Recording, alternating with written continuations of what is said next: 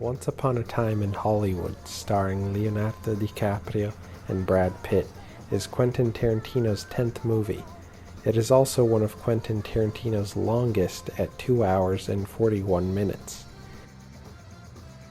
Surprisingly, instead of sticking to his playbook, Tarantino crafted a slow burn movie, and it focuses more on themes rather than violence. Well, at least until the end.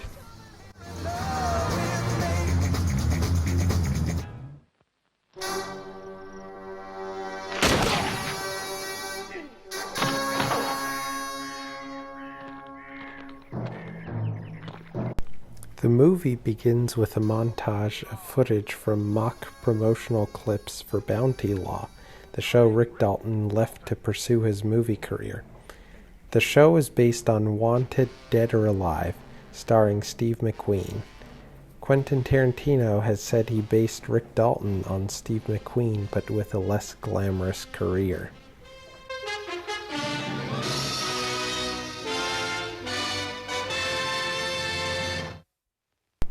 Another show from the same time period Bounty Law draws inspiration from is The Rifleman, which is another show about a bounty hunter that topped viewership charts in the early 60s. Hunters.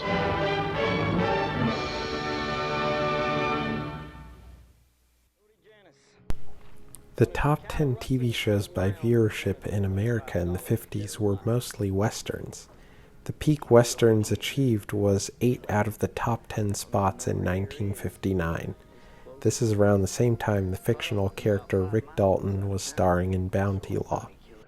By the end of the 1960s, however, the popularity of westerns began to wane. The beginning of the end of Rick Dalton's career coincides with this drop in popularity of westerns. After starring in Bounty Law, Rick Dalton starred in several action movies which are all made to seem very over the top by Tarantino, as movies from the time period were. 10 days isolation hills. Captain Hills. 20 days. Right. In this clip I'm about to play, Rick Dalton has just met with movie producer Marvin Schwartz, played by Al Pacino, and was offered to star in spaghetti westerns. This is the final nail in the coffin for Rick, and he has finally come to terms with the fact that his career has peaked and that he will never be as famous as he used to be.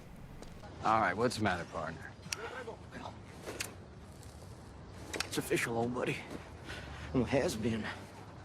What are you talking about? What did that guy tell you? Told me the goddamn truth is what he told me. Whoa, whoa.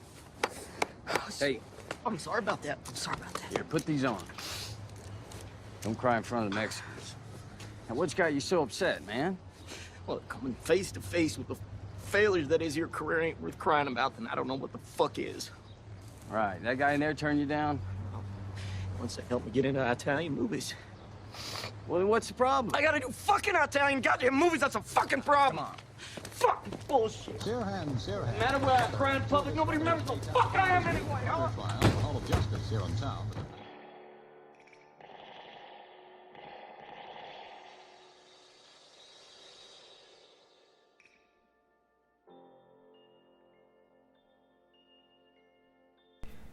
Rick Dalton complains to his stunt double Cliff Booth about having to do Italian movies because he regards them as terrible and the sign that his career is basically over. The movie is also reflecting the popularity of westerns abroad. Many Italian movies were made after the peak in the United States. For example, The Good, the Bad, and the Ugly was made in Italy in 1966, and is still regarded as one of the best westerns ever made. One could also say that the iconic sound of westerns is thanks to Ennio Morricone's music, who wrote the soundtrack for the movie. What are you looking at, bounty killer? Looking at an ugly owl who's about to get his job. One of the themes of the movie is clearly Tarantino's nostalgia for the period in Hollywood when westerns were thriving and there was a great amount of innovation in terms of filmmaking taking place. It is also calling back to the nostalgia many people at the time were having for the post-war prosperity of the 1950s, since the 1960s had brought great change to the country and its culture. Hate to end a fool. The current state of westerns on television has changed greatly. HBO aired the show Deadwood from 2004 to 2006, a much grittier and violent recreation of westerns from the golden age of television. Just this year, HBO released a movie sequel to the show, which only had 2 seasons. The fact that westerns are still made today and are quite successful proves how much people enjoy them. What do you think of the guests? However, there definitely is a caveat to current westerns. They used to be a low-budget show that were quite lucrative to make, but today, shows that are cheap to produce are entirely different. To remain relevant, westerns made now have to be of a relatively high budget. Take Westworld, for example, another HBO show with a budget of $10 million per episode. It is the opposite of a cheap show to produce. Westworld also has the science fiction twist to it, since the show is about a theme park with robots that make it seem like the Wild West. So perhaps, unlike Rick Dalton's career, modern westerns will still be able to ride into the sunset.